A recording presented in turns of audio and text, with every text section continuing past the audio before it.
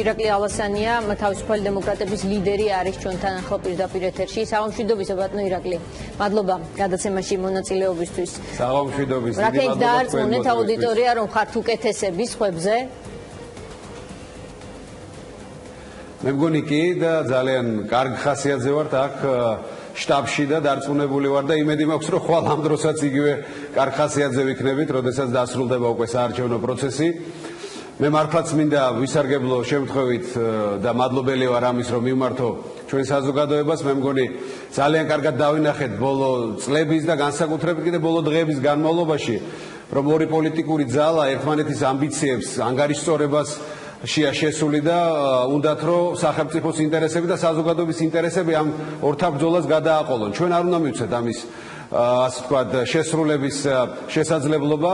მე ხას უსვამ ყოველთვის ბოლო დღეებში, რომ არ არის მთავარი დღეს ვისაუბროთ იმაზე, რა დაუშავეთ ერთმანეთს, რა იყო წარსულში, ვესროლოთ ტალახი ერთმანეთს, რომ ხალხი და საზოგადოება ითხოვს მომავალზე ორიენტირებულ ხედვას და თავისუფალი დემოკრატები ვართ ერთადერთი პარტია, ვისაც გვაქვს კომპლექსურად წარმოდგენილი ჩვენი ქვეყნის განვითარება, უსაფრთხოების, ეკონომიკის, სოფლის მეურნეობის მიმართულებებით, ასევე ერთადერთი დამოუკიდებელი პოლიტიკური ძალა, ამას მინდა ხაზი გაუსვა, რომელიც არ მიეყიდა არც ერთ ინტერესებს, არც ბიზნესს და არც ოლიგარქიულს. და ასევე განსაკუთრებით მინდა აღვნიშნო ისიც, რომ ჩვენ ვართ პროფესიონალების პარტია, რომელსაც ხელისუფლებაში ყოფნის დროს ბევრი საქმე გვაქვს გაკეთებული და არც ერთი არ გაგვიფუჭებია. აქედან გამომდინარე, მე ვთხოვ საზოგადოებას, ნუ გააკეთებენ არჩევანს სუც და უარეს შორის, გააკეთონ უკეთესი არჩევანი, შემოხაზონ 27 და მხარი დაუჭირონ თავისუფალ დემოკრატებს. თუმცა მაინც მორიდებულად ჟღერს ეს თქვენი გზავნილი, რატომ არა კარგი საუკეთესოები, ჩვენ ვართ საუკეთესოები, ასე რატომ არ უთხარით აუდიტორიას, რატომ უთხარით რომ ხართ უკეთესები, ვიდრე სხვები? იმიტომ რომ თავმდაბლობა მოწონს საზოგადოებას და ჩვენმა საქმეებმა, რაც გვიკეთებია და რასაც მომავალში გავაკეთებთ, ამან უნდა წარმოაჩინოს, რამდენად საუკეთესოები ვართ.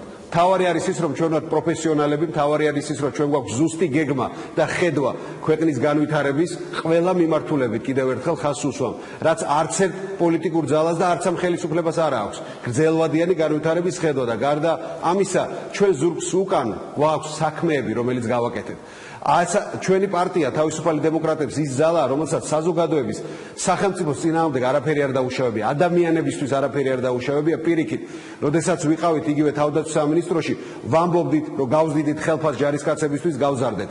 ვამბობდით, რომ გავზდიდით ხელფას საერთაშორისო მისიებში $300 გავზარდეთ. ვამბობდით, რომ დაუნიშნავდით 1000 ლარიან კომპენსაციას ყველა დაღუპულის ოჯახს, ესეც გავაკეთეთ. აქედან გამომდინარე, ჩვენ ზურგს გვიმაგრეს საქმე. გორში რაც შეეხება და ქართლში ვითარება, რა თქმა უნდა, თვისობრივად შეცვლილია. ხალხის დამოკიდებულება არის ისეთი, რომ ქართული ოცნება, ხელისუფლება, რომელმაც ვერაფერი ვერ გააკეთა ადამიანების სოციალური კუთხით ცხოვრების გაუმჯობესებისთვის, პირიქით გაიზარდა ფასები, შემოსავლები ოჯახებს შეუმცირდა. არის არაპროფესიონალიზმი.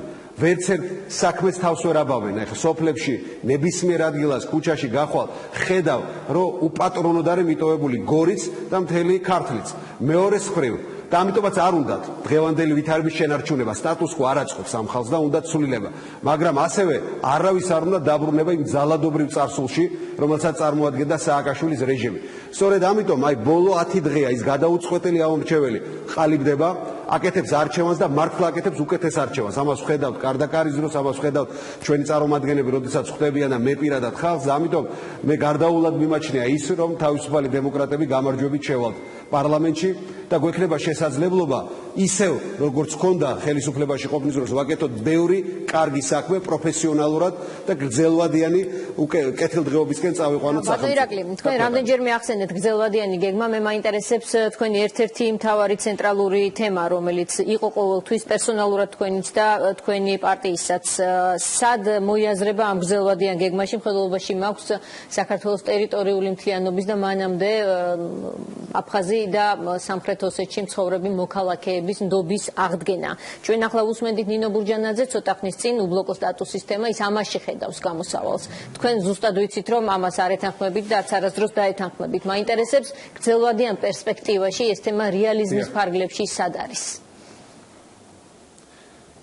ასევე ვიტყვი და დიდი მადლობა ამ შეკითხვისთვის, რომ გორში და ქართლში ჩემი გადაწყვეტილება, რომ გამختارიყავი მაჟორიტარობის კანდიდატი, იმანაც განაპირობა, რომ მე მართლაც მინდა გამოცდილება, რომელიც გვაქვს თავისუფალ დემოკრატებს და პირადად მე, რომელიც დამიგროვდა აფხაზებთან მოლაპარაკების პროცესში, როდესაც აღვადგინეთ ნდობა, როდესაც დავიწყეთ ურთიერთობები მრავალი ათწლეულის შემდეგ, როდესაც ეს ურთიერთობები გაყინული იყო, როდესაც მე შევძელი გაეროში წარმომედგინა დევნილთა უფლებები დამეცვა და ერთადერთი დოკუმენტი, რომელზეც დღეს საქართველოს რეალურად და საგარეო პოლიტიკა დგას, ეს ის დოკუმენტია, რომელიც ჩვენ დიპლომატებმა და მე მათ შორის გადავწყვიტეთ და გავიტანეთ გენერალურ ასამბლეაზე ჩვენი დევნილების საკუთრების და დაბრუნების უფლების. აი ეს მთელი გამოცდილება მინდა ეხლა მოვახმარო ურთიერთობების აღდგენას ოსურ მხარესთან.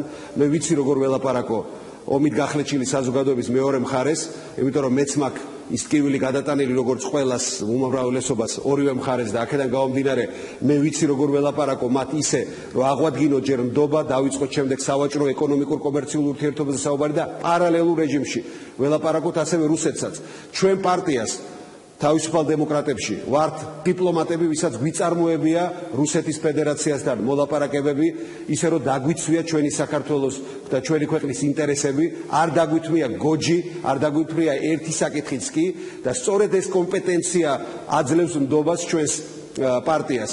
აეუთოში ჩვენი წარმომადგენელი დიდი ხნის განმავლობაში იყო ვიქტორ დოლიძე, სხვადასხვა მნიშვნელოვან ქვეყნებში ჩვენ დიპლომატები გვყავდნენ ელჩებად და მე პირადად სწორედ გაეროშიც და აფხაზებთან მოლაპარაკებებშიც აი ეს გამოცდილება დავაგროვე, რომ რუსებს ისე უნდა ელაპარაკო ძლიერი მხრიდან, აღადგინო მათთანაც გარკვეულწილად პატივისცემა, როდესაც შენ ძლიერი ხარ, როდესაც შენ იცავ შენს უფლებებს და არ ბარდები და ეგრევე ყველაფერს არ დებ მაგიდაზე და არ პრაქტიკულად ანებებ პრინციპულად დაცვა შენი პოზიციების თავს, ისინიც პატივს ხსენებენ მოლაპარაკების პროცესში. მე როდესაც აფხაზებთან აღვადგინე ეს ურთიერთობა, იქ რუსების თანხმობა რო არ ყოფილიყო, როდესაც მე მოსკოვში ვიყავი ჩასული და მოლაპარაკებები ვაწარმოე, რა თქმა უნდა ეს ვერ განხორციელდებოდა. იგივე მინდა გავაკეთო და რუსეთისგან პირველ ეტაპზე ჩვენ უნდა მივახციოთ იმას, რომ სტაბილურად მშვიდ გარემოში მიმოსვლის საშუალება მივცეთ ჩვენს თანამოქალაქეებს. ასევე რა თქმა უნდა აღდგეს ვაჭრობა.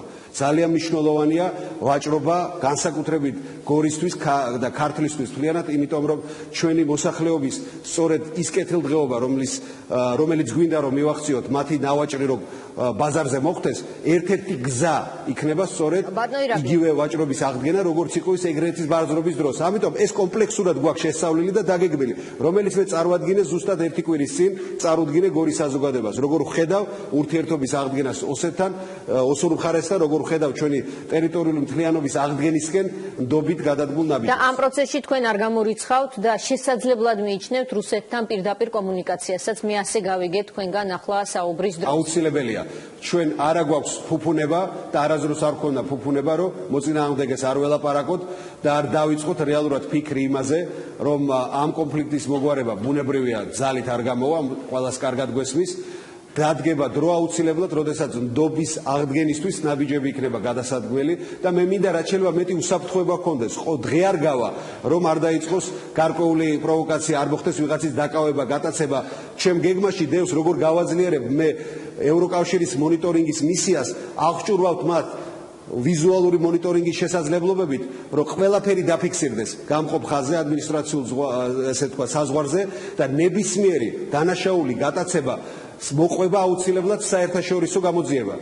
ეს გააჩენს კიდევ უფრო მეტ დაცულობას და თავგასულობას შეაკავებს მეორე მხრიდან. ამიტომ ჩვენ ვართ მართლაც პარტია, რომელმაც სერიოზულად ვიფიქრეთ, როგორ გავიწყებთ უსაფრთხოების გარანტიების ამაღლებას ქართლში, შიდა ქართლში და გორში. ხვალელით გართულებებს ბატონო ირაკლი. ეს იქნება საფუძველი ეკონომიკური კეთილდღეობის და ინვესტორების მოძიების. არჩევნების დღე გართულებების მოლოდინი გაქვთ თუ არა, განსაკუთრებით ეგზიტ პოლების შედეგების გამოქვეყნების შემდეგ?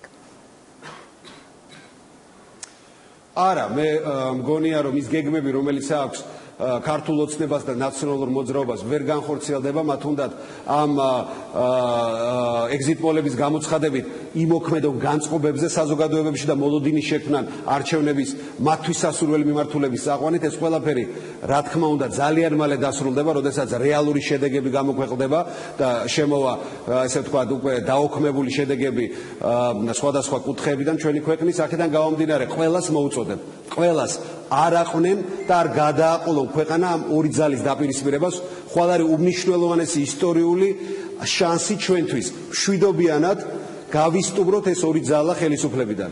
დაშვებაც კი იმის, რომ სააკაშვილი დაშვებაც კი მობრუნდეს ხელისუფლებაში, ჩვენი ქვეყნის უფლება დამანგრეველი და ასევე იმ ვითარების შენარჩუნება ჩრდილოვანი მართვის ესე ჩვენს ქვეყანას ერთ ადგილს ატკეპნინებს და წინ ვერ მიყვანს. ამიტომ ერთადერთი გზა არის ალტერნატიული დამოუკიდებელი პოლიტიკური გზა, რომელიც ვართ თავისუფალი დემოკრატები. ყველას მოგიწოდებთ, დაფიქრდით და გულის კარნახით მიიღეთ გადაწყვეტილება, შემოხაზეთ 27 და დაუჭირეთ მხარი თავისუფალ დემოკრატებს. დიდი მადლობა, ბატონო ირაკლი, ჩვენ თინახი და შელიგველის აი თქვენ შემდეგ, თქვენი შემცვლელი მინისტრი თავდაცვის სამინისტროში, მე მაინტერესებს ისურვებდით თუ არა, ვთქვათ, რესპუბლიკელებს არაერთ გზის თქვენ უკვე ყოფილ პარტნიორებს, შემდეგშიც სასურველ პარტნიორებად ისურვებდით თუ არა პარლამენტში ორივე პოლიტიკური ძალის მოხვედრის შემთხვევაში.